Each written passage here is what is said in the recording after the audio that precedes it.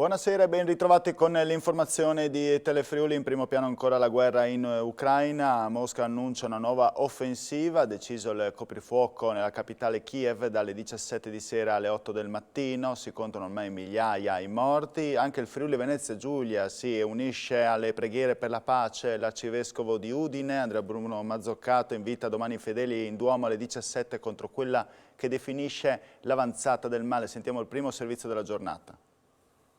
Terzo giorno di guerra tra Russia e Ucraina, l'armata di Putin avanza e allarga il proprio fronte di attacco mentre Kiev respinge gli attacchi.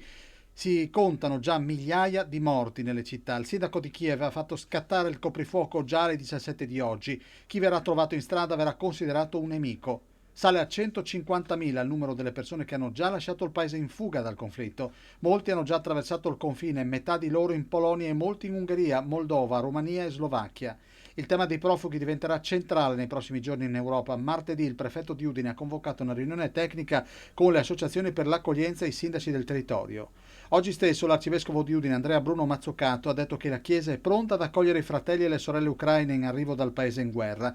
Lo stesso Monsignore domani alle 11 celebrerà una messa per la pace al santuario di Madonna Missionaria al Tricesimo e nel pomeriggio in cattedrale a Udine. Ho scritto una lettera a tutti i sacerdoti fedeli proprio per invitare a fare una barriera spirituale nei confronti di questo male che avanza. E un momento lo vivremo domani pomeriggio alle 17 in cattedrale con la celebrazione di una Santa Messa a cui sono invitati tutti, autorità e quanti vorranno partecipare.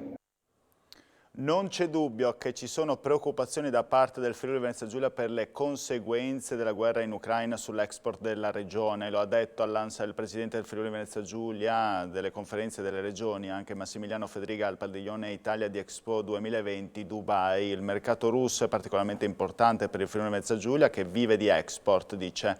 Mi auguro che la situazione possa risolversi, ma è chiaro che non sono accettabili bombe su dei bambini in Ucraina. Il governatore è intervenuto poi sull'abbassamento del costo energetico per le attività produttive. Ringrazio, ha affermato il Presidente Draghi, che ha dato una misura concreta molto importante di 7 miliardi di euro, ma purtroppo credo che non basteranno. Il sistema europeo deve difendere le proprie attività produttive facendo un investimento immediato. E tante le manifestazioni oggi a favore del popolo ucraino in regione. Cominciamo da Udine, dove erano presenti circa in 500. Di fronte al Palazzo della Prefettura è partito un invito all'accoglienza dei profughi ucraini. Sentiamo gli interventi. Noi abbiamo il dovere di capire come accogliere e distribuire i milioni di profughi che si presentano adesso al confine del blocco dell'Est. Dobbiamo pensare agli aiuti umanitari.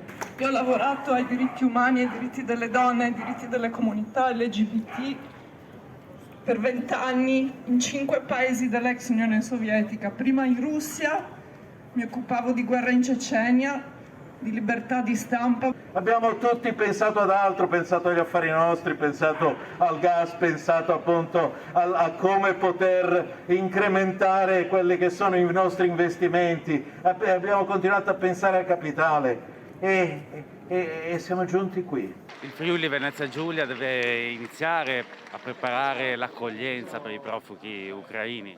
È fondamentale perché ci sarà un profondo movimento di popoli in fuga da questa violenza, in fuga dalla guerra, comunque vada a finire. E a Gorizia, alla guida delle proteste pacifiche, c'erano gli studenti universitari. Sentiamo. La guerra tra Russia e Ucraina preoccupa e preoccupa anche Gorizia, dove oltre un centinaio di manifestanti si sono riuniti nel Parco della Rimembranza per un ritrovo pacifico.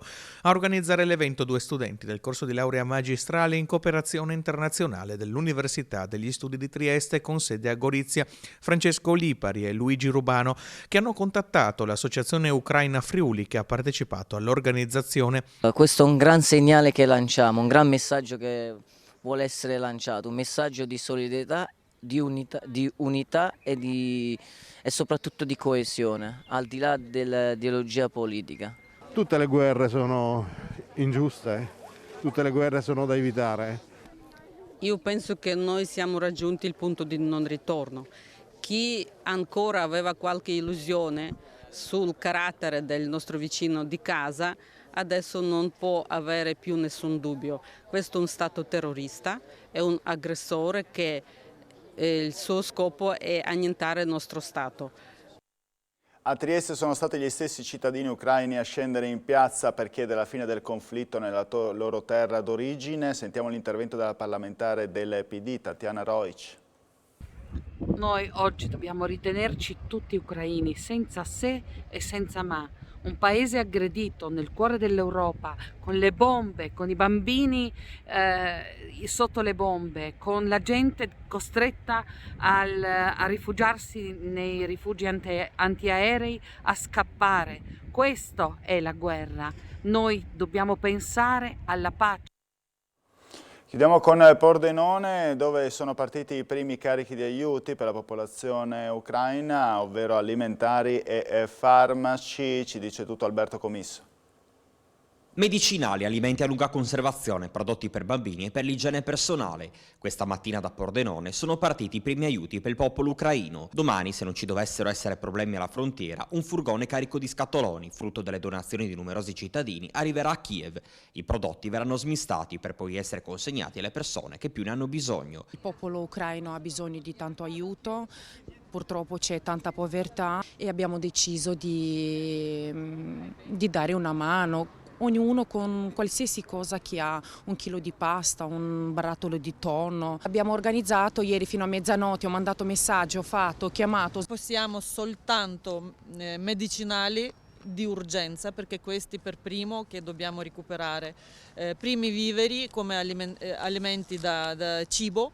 Lunga conservazione, per bambini, pannolini, salvietti umidi. La settimana prossima partiranno aiuti anche per la Moldavia. La prossima settimana faremo anche organizzerò con altri miei compaesani di fare un pulmino, di mandare anche per la Moldavia, perché ci sono tanti profughi andati lì. Manderemo sempre da mangiare, ognuno quello che riesce. A breve sarà chiesta la sospensione dell'attività del console onorario della Federazione Russa presente a Udine in piazza Venerio. Lo stop sarà chiesto da Giovanni D'Apozzo, presidente della Camera di Commercio di Pordenone Udine. Nel pieno rispetto dei ruoli istituzionali, dice D'Apozzo, intendiamo senza indugio allineare la nostra posizione a quella espressa con chiarezza dal governo italiano a favore del popolo ucraino e della sua sicurezza. E ora voltiamo pagina, parliamo dell'emergenza sanitaria con 637 nuovi contagi. Su 5.368 tamponi molecolari sono stati rilevati 219 nuove positività con una percentuale di positività del 4,8%. Sono inoltre 6.935 test rapidi antigenici realizzati, dai quali sono stati rilevati 418 casi, 6,03%. Le persone ricoverate in terapia intensiva scendono a 13, i pazienti ospedalizzati in altri reparti calano a 215, 6 le persone decedute. E dalle 12 del 1° marzo in Friuli Venezia Giulia sarà possibile prenotarsi per la somministrazione del vaccino Novavax. Le vaccinazioni saranno eseguite a partire dal 3 marzo nei centri vaccinali di tutte le aziende sanitarie della regione. Novavax viene somministrato come ciclo di 2 dosi a distanza di 3 settimane l'una dall'altra. Nella nostra regione saranno consegnate domani 20.000 dosi pari a 10.000 cicli completi. Voltiamo pagina, unire i giovani friulani che per varie ragioni si trovano fuori dal territorio regionale. Questo è l'obiettivo del progetto lanciato stamattina da Gorizia, città dalla vocazione mitteleuropea e internazionale. Sentiamo. Ragazzi come ambasciatori del Friuli e della sua cultura nel mondo, questo è l'obiettivo del progetto promosso dall'Ente per il Friuli nel mondo, con 30 giovani collegati in videoconferenza questa mattina con Gorizia. Oggi sempre di più dobbiamo condividere e cercare di coinvolgere i giovani che stanno emigrando, soprattutto in Europa, nel secolo attuale, magari negli ultimi 10 anni. Una mobilità professionale sicuramente diversa, quindi una mobilità liquida, dove questi giovani non hanno più l'esigenza dell'aggregazione fine a se stessa, quindi creare il fogolar Furlan. Si trovano perché fanno esperienze di 1 anno, magari 2, in una città e poi per motivi professionali, per completare il loro percorso professionale si spostano in altre città. Qualsiasi cosa noi mettiamo sul campo per favorire questa rete ci tornerà duplicata o addirittura 10 volte di più, e quindi è un momento di grande speranza e secondo me una buona pratica anche in un momento nel quale questa esperienza ci chiama al dialogo mentre altri pensano forse di risolvere i problemi con la violenza. Torniamo a Udine, dove in piazza Venerio da stamattina si è arricchita di un elemento d'arredo che è un inno all'amore, una panchina che riporta la leggenda di Romeo e Giulietta, ma questa è la prima installazione di una lunga serie, la prossima sarà a Manzano. Ci dice tutto Daniele Paroni. Assessore Franz, una panchina che ha del romantico anche se non siamo a San Valentino. E oggi con questa iniziativa della panchina dell'amore di Giulietta e Romeo vogliamo celebrare questo aspetto storico, culturale, ma anche importante sotto il profilo turistico, in quanto c'è un percorso che comprende una ventina di comuni friulani, parte da Tarvisio, arriva a Brazzacco, Manzano, Udine, arriva fino a Vicenza, Verona. E visto anche il momento particolare che stiamo vivendo, abbiamo bisogno di parlare d'amore, abbiamo bisogno di parlare di cose positive. È un fatto storico perché qui si sono svolte proprio su questa piazza dove una volta c'era il Palazzo dei Savorgnan le vicende tra Lucina e il suo innamorato, in pratica Luigi da Porto. E questa panchina segna come tante un percorso che è stato realizzato per ricordare la vicenda proprio di Giulietta e Romeo, che poi Shakespeare ha ambientato a Verona, ma storicamente è ambientata qua nel nostro Friuli, partendo proprio da Udine, che è il luogo storico in cui viveva Lucina Savorgnan, della famiglia dei Savorgnan. Dopo 2 anni di silenzio, il Carnevale a Monfalcone è tornato alla grande con Piazza della Repubblica completamente invasa soprattutto da bambini. I carri allegorici invece di sfilare sono stati esposti in una mostra statica. Vediamo. Carlo Blasini è il direttore artistico della Proloco di Monfalcone. Dominano la scena in questo Carnevale 2022 i bambini. Beh, sicuramente i bambini, questo è un avvenimento, un appuntamento soprattutto dedicato a tutti i bambini, ma non solamente, perché vedo che ci sono anche tantissimi adulti, perché il Carnevale sappiamo non ha età. Dopo 2 anni di astinenza abbiamo cercato di fare il massimo che si poteva fare in questa occasione, sperando che appunto le restrizioni non fossero state proprio al limite dell'annullamento totale. E siamo riusciti in effetti a portare in piazza un po' d'allegria e di divertimento per tutti.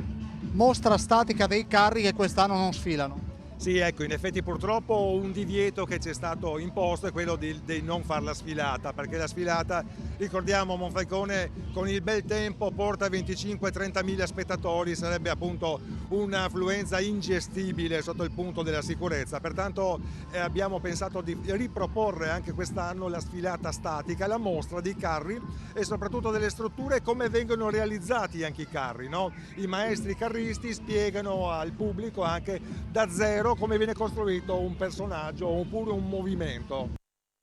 Chiudiamo con lo sport, il calcio al Pordenone perde ancora sul campo del Vicenza, 1-0 risultato con rete decisiva di Da Cruz al 14° del primo tempo. Per i Ramarri cadono così anche le ultime speranze di salvezza. E questa era anche l'ultima notizia, io vi ringrazio per la vostra cortese e fedele attenzione e vi auguro buona serata, arrivederci.